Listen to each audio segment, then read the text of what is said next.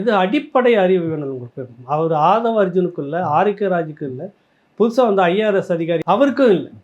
ஒரு தெளிவாக பேசக்கூடிய நபர்கள் முதல்ல நீங்கள் உட்காந்து தயவு செய்து 2 ஆண்டுகளுக்காவது அரசியல் பயிற்சி வகுப்பை நீங்களும் எடுத்துக்கோங்க, உங்கள் தொண்டர்களுக்கு நடத்துங்க.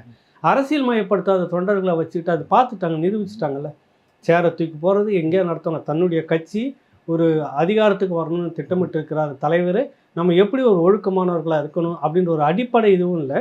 உட்காந்து கிரவுண்டில் உட்காந்து தண்ணி அடித்து பாட்டில் அங்கேயே போட்டுருக்கீங்க. அப்புறம் டாஸ்மாக் கடையில் போய் மோதி சண்டை போட்டுக்கிட்டு பாட்டில் அள்ளிட்டு போகிறத பார்க்குறோம். நம்ம கீழே இருக்கிற அந்த அந்த நெட்டெல்லாம் கிழிச்சி சுருட்டி எடுத்துகிட்டு போகிறத பார்க்குறோம். சூறையாடி இருக்கீங்க அந்த இடத்துல. 10,000 சேருக்கு மேலே நொறுங்கி போயிருக்கிறத பார்க்குறோம். உங்கள்கிட்ட கோட்டையை கொடுத்தா என்னாகும், நாட்டை கொடுத்தா என்னாகும்? அதுக்கு தான் சொல்ல வர்றது. நீங்கள் நடிகர் விஜய் இன்னும் ஒரு 2 ஆண்டுகளுக்காவது முதல்ல தனித்து நீ போட்டியிடு, கிரவுண்டில் மக்கள்கிட்ட போய் நில்லு, பேசு, சந்திச்சுக்குங்க.